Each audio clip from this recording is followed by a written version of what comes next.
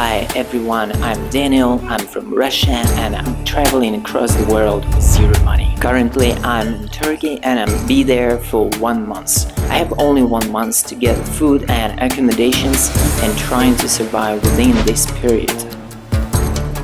In this country, I'll try to get some food somehow or trying to earn money for it.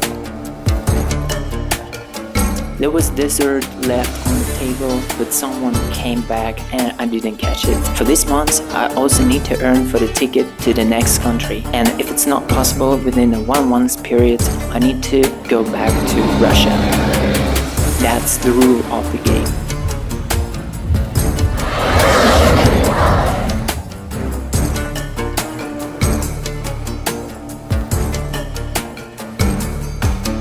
Let's go.